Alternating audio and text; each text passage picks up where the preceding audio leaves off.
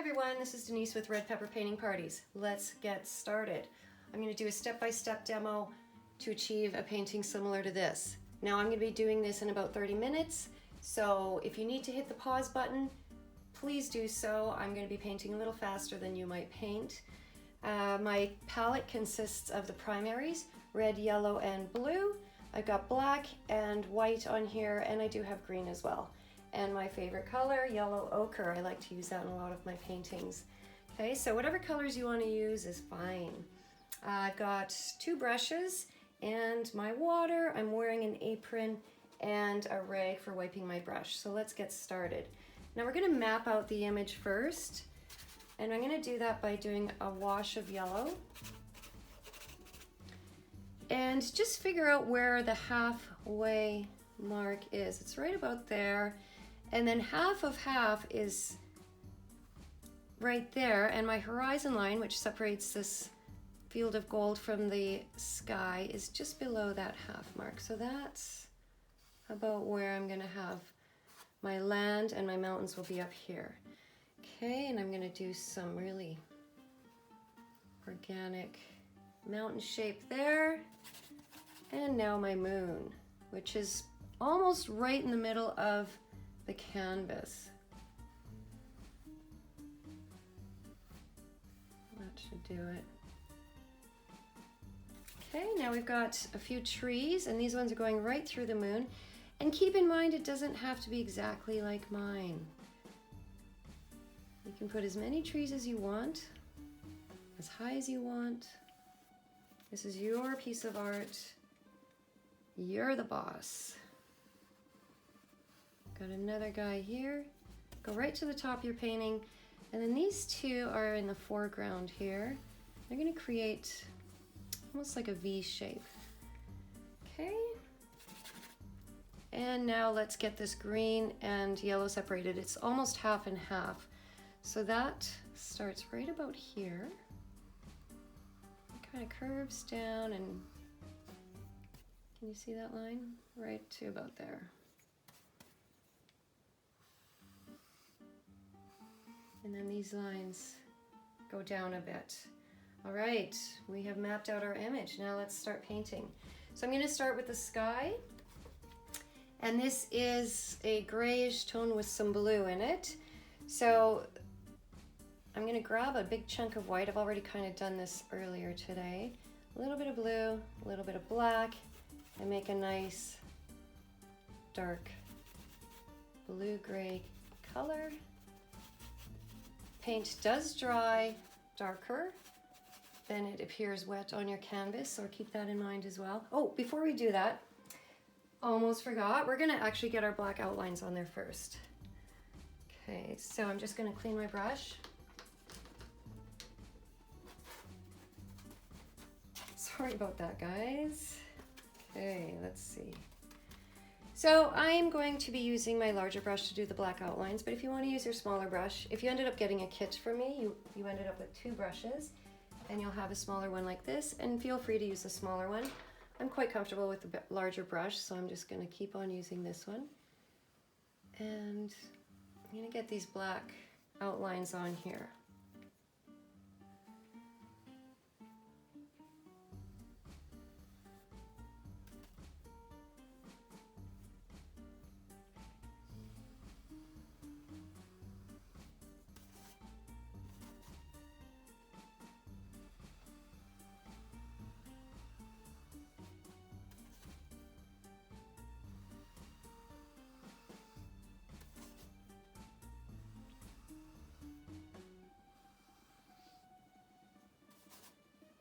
Okay. Now the trees, make sure they go past this line here, because this is where the trees are growing from, this green area. I'm putting a little more pressure on my brush to thicken this line a bit. And now I'm going to actually just fill all of this in with this dark black color. And then we'll be painting the green and the yellow inside the black later.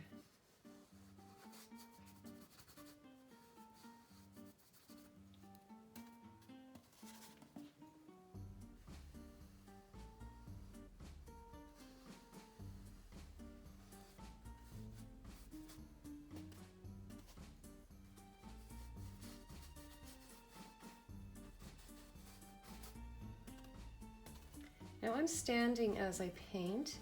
If you're sitting down, I recommend you get out of your chair every now and then and just stand back and have a look at your painting. It is a very different painting from a few feet away than what it is right in front of your face.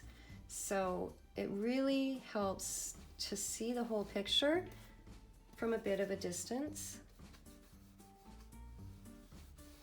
Another trick is to take your phone, your iPhone, and take a photo of it and look at it through your iPhone.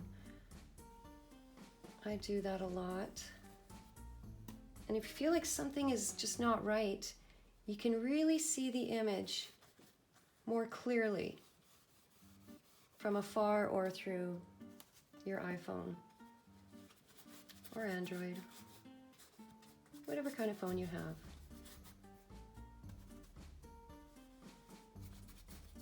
Okay, that should do it.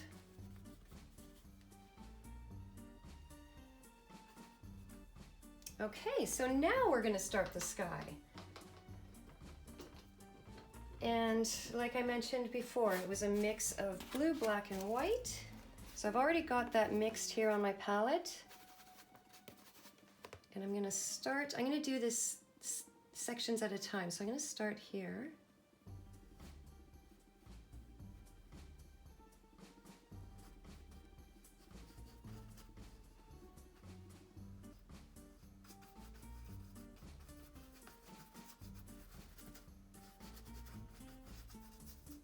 Make sure you get right to the edge. I'm going to get in between the trees as well.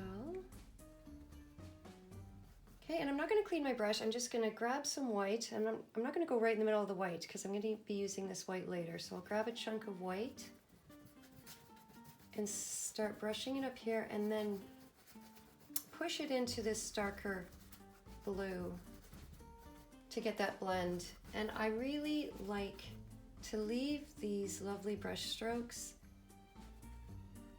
in the painting, and that might not be your preference. Maybe you like it to be really smooth. Totally up to you.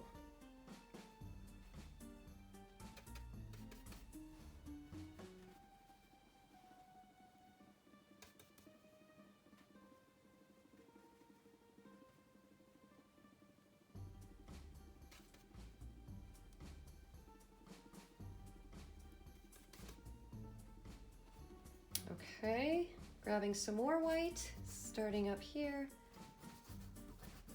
and then pushing it into this color while it's still wet.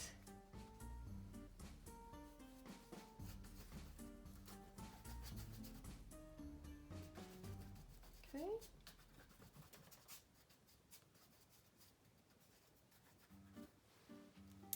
Now I've got this lighter color on my brush, so I'm going to start at the top this time. And be careful, if your black areas are still wet, it will grab on to your brush and create a darker color, just like I did right there. Okay, so be careful of that.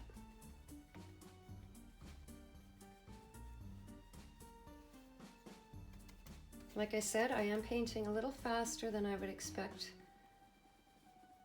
anybody who's just starting out.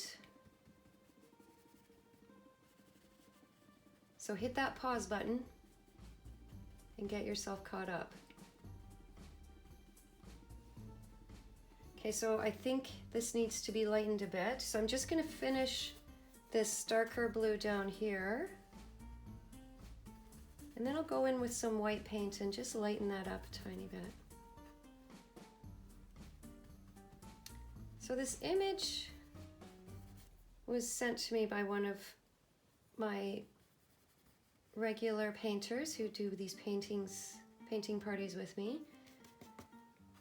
And I had to adjust it a bit because I don't know who the original artist was, so I've changed parts of this painting to make it my own. But I did mimic another painting, and while that is certainly acceptable to do, if you are mimicking another artist, you do want to change as much of the painting as possible and make it your own. So I'm adding white here.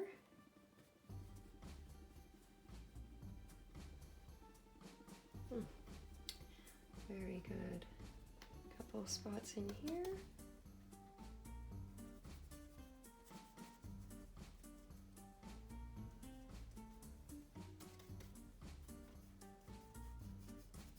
I'm using lots of paint. And one good way to get the paint to move more smoothly on your canvas is to just add a little bit of white. These paints are nice and fresh on the canvas, so they're moving pretty good. But if your paint is a little bit thicker, just put your brush into the water and paint with a little bit of water on your brush and paint, and it'll just move a little bit easier for you.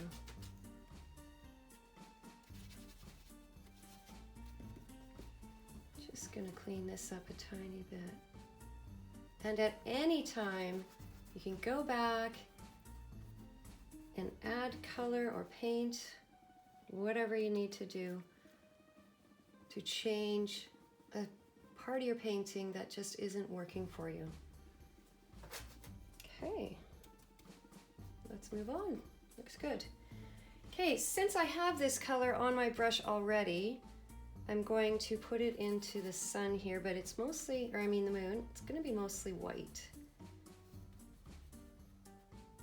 And I'm going to be doing a couple of layers.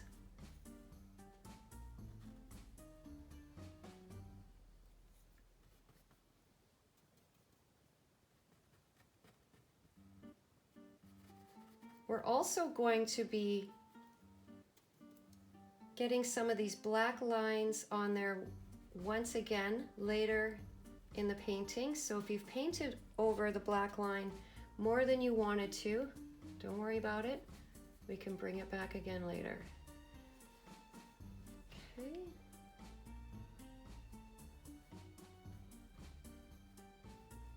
You might be asking, why did we do the black lines first? Why not do them later?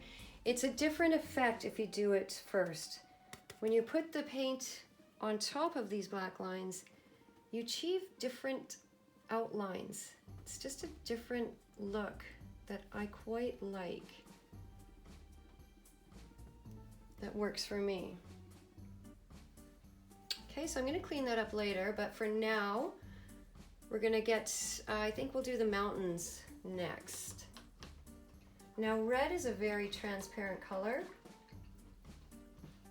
It can be tricky to work with, same with orange. So what we're going to do is just get some red on here.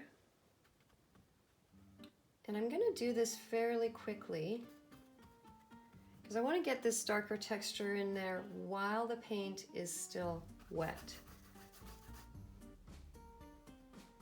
So I'm being fairly generous with the amount of paint that I'm putting on here.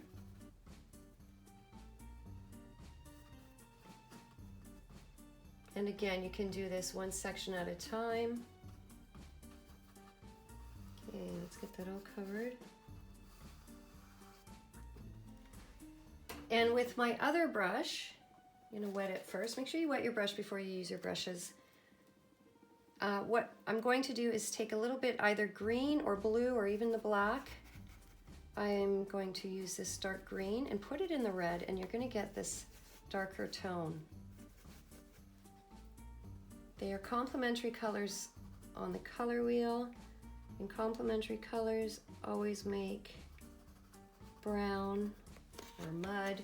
So I've pushed some of this darker color in there, and now with my red brush, I'm gonna just blend it a bit.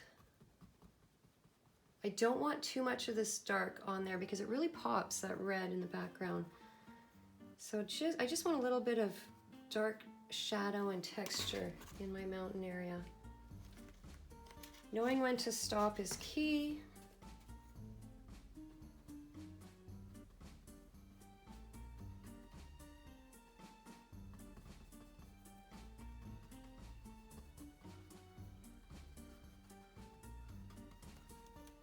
Okay.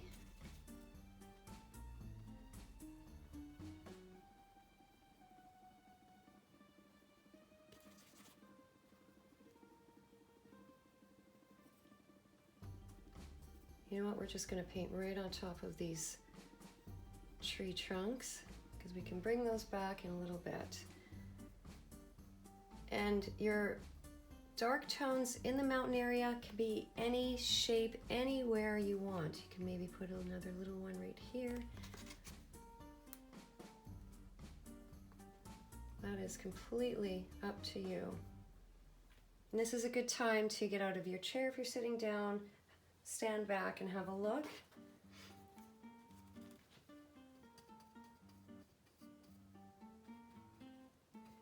Now, if you're thinking you want to do highlights, and adding white to color generally will lighten that color, so you can do highlights, but keep in mind that when you put white in red, it is pink in the end.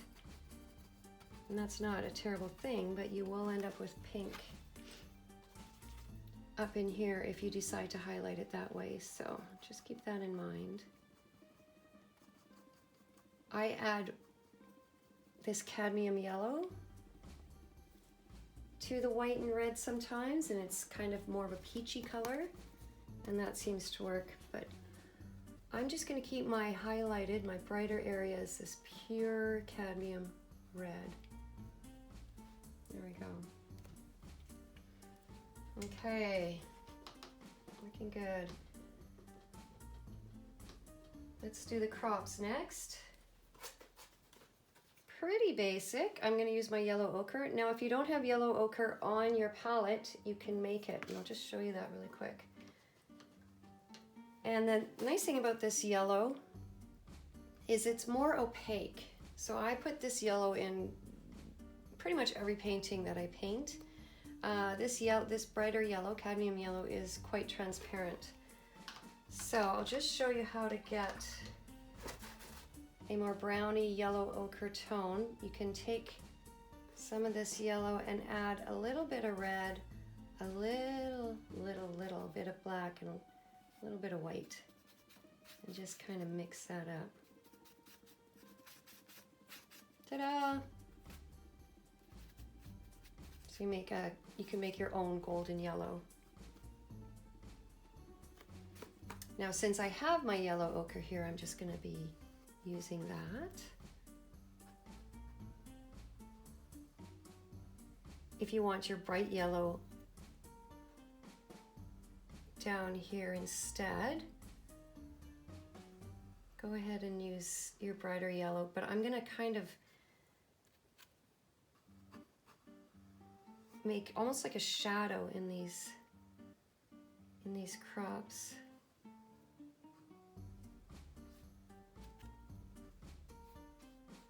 So I've got this darker yellow at the top here, and now I'm going to get my brighter yellow. So I'll clean my brush and just the regular yellow, cadmium yellow, and smear it on the bottom here.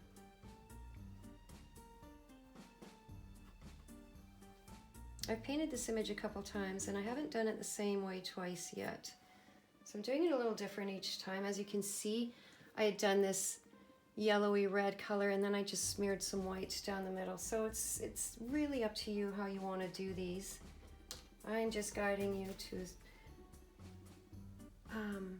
an image that I like, but maybe you want to do it a little different, and that's awesome. I'm going to put a little bit of white in my brush and just get a little bit of texture in here.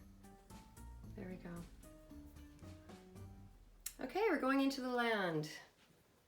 Now I'm going to keep that yellow on my brush and get some of this green. I like to warm my greens up with yellow.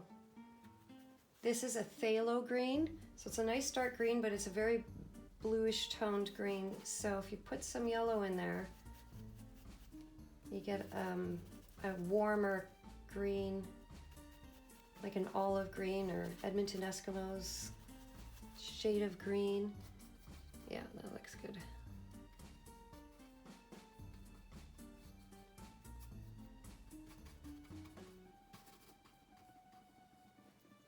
And I'm going to add white and more bright yellow to my brush. because I want a little bit of texture and interest down in here as well. Lots of brush strokes.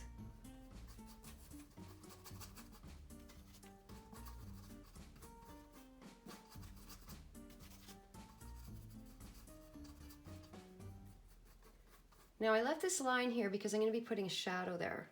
And you can actually put the shadow in right on top of the green, which that's what I think I will do instead. There we go.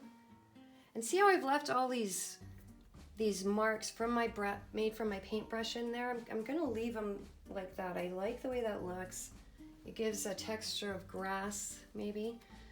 So while that is drying a little bit, I'm going to put a little bit of green up in here, and I'm going to do a red tree, a green tree, and this yellowy color tree. So same mix of paint, that green and yellow, and just some squiggly leaf-like designs. I'm leaving some black marks in between, and basically it's a mid to dark tone. And this is when you can kind of look at your painting and think, I think I want this to come out a little bit more here. And then I'll just put an outline around it later, because it just needs something else. Maybe something up here. There we go. I need it to be a little fuller. Yeah, I'm gonna put another one down here. Okay.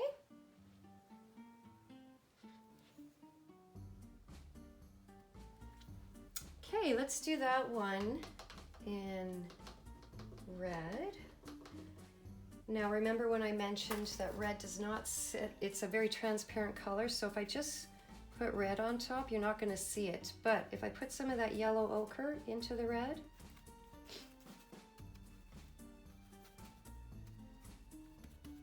or bright yellow, see, now you can see it on top of the black. And it's going to be a different tone of red than this because it is sitting on top of this black paint.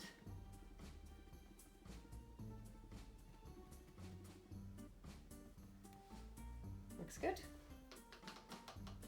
And this last tree in the foreground, I'm going to stick to more yellowy tones. Or maybe you want to do it blue or purple. You remember how to make purple, right? It's blue and red. So I'm going to go with yellow. And I'm going to actually keep some of this red in there as well. So it'll be almost like an orangey yellow shade.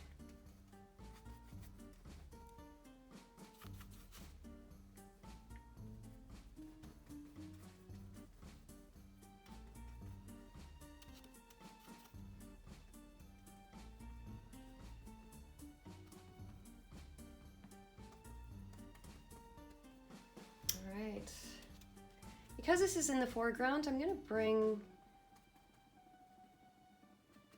the leaves down a little bit further because the trunk of the tree is going to be closer to the viewer, right? So this tree is going to be bigger.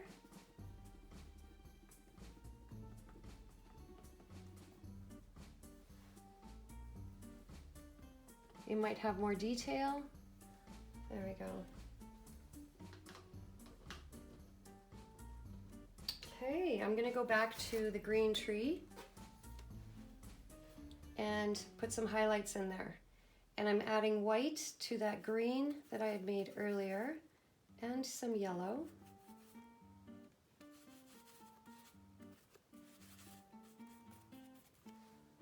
And the paint is still a bit wet, which is nice. Now, if it had a chance to dry, what you can do is use both brushes and get that original green that you had on there before.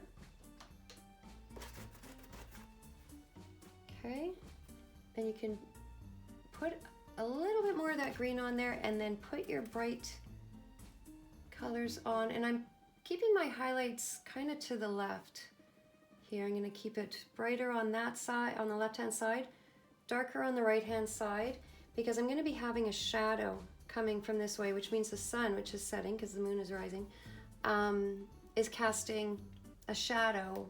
So it's going to be a little bit brighter on one side and darker on the other. So the left-hand side is where I've chosen to have my highlights. And now with this darker green, you can put a little bit of black in it if you want. I'll just keep it a little bit darker. And I do tend to use my fingertip to do some blending. So you can do that with your fingertip. You can do that with your brush. Totally up to you. Okay, I need another highlight in here, I think. Paint is a little bit wet, so we'll just let that dry a bit. Okay, looks good. And let's go to our red tree.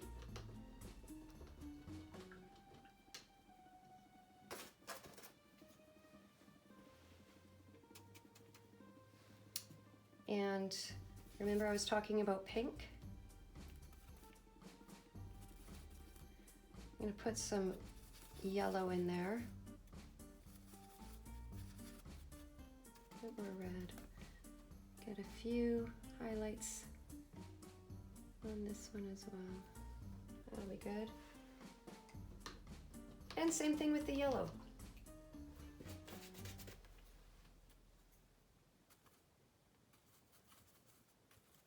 Just adding some white to that yellow.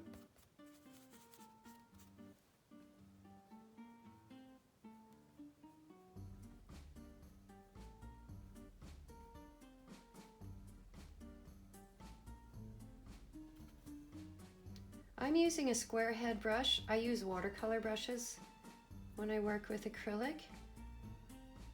That is just my preference. Some people use, probably most people use acrylic brushes. It really is up to you.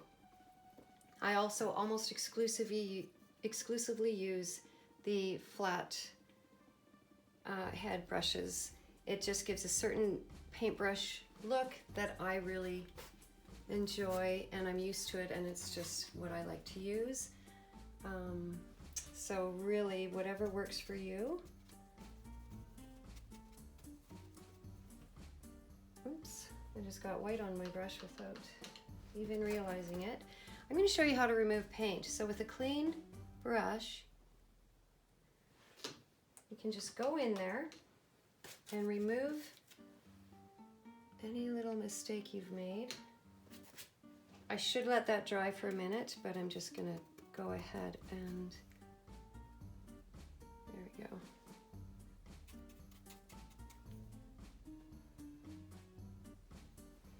Okay, we're going to bring some of those black lines back. Now, I've noticed that this part here could use a little bit of a cleanup.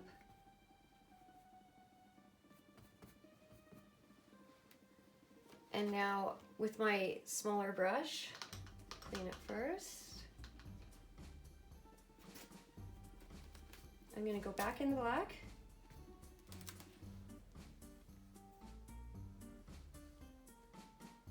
And just a little more carefully get some of these black lines on here, but not all of them. I'm not going to do this side here.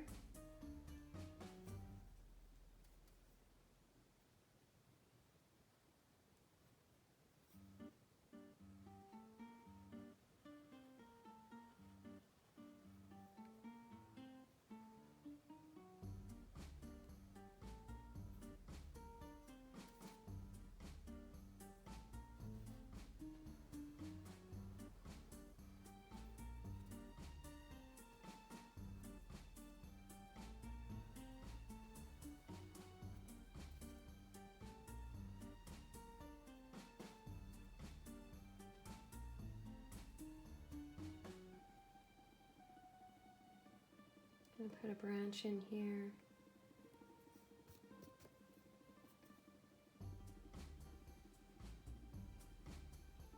These mountain lines, I'm not going to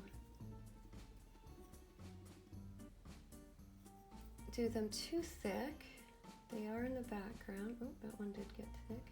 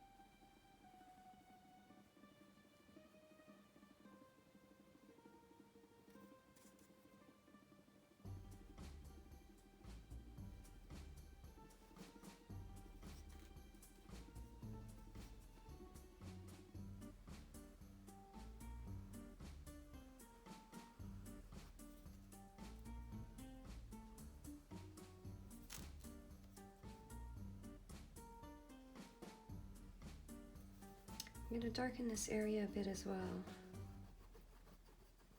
So by pushing some black onto there, and then with my second brush, which has red on it, I'll just blend that in a bit.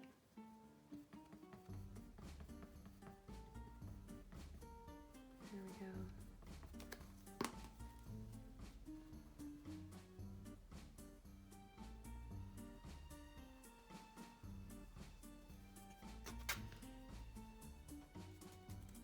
This is red. Oop, had white in it. You don't want white in it, just red. And I'm pulling that black paint up and just blending it into this bottom area here. There we go.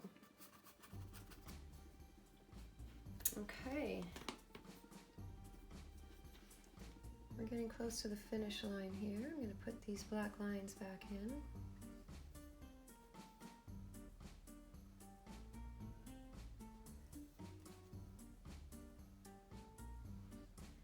And those shadows. We want to ground our trees because they're sort of floating right now. So with this dark green, put a little bit of blue in it to darken it, even red, to darken that green a bit. I'm going to get some shadows here.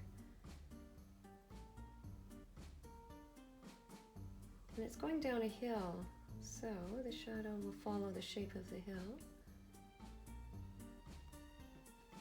Okay. And now we're going to put a little bit of color in our trunks, and that was with some of the yellow ochre and maybe some red and green to make a brownish tone, a bit more yellow. And then I'm just pushing it right into the middle of this trunk.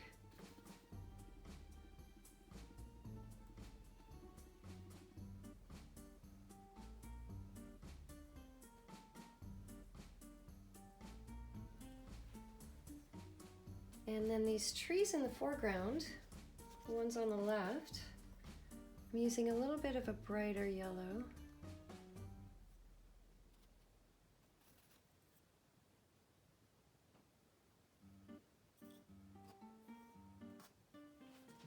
There we go. I think we're done. I hope you enjoyed this tutorial. It is for all ages. And my name is Denise Ann Lefebvre. You can check me out at www.deniselefebvre.com and Red Pepper Painting Parties on Facebook. Have an amazing day, everyone.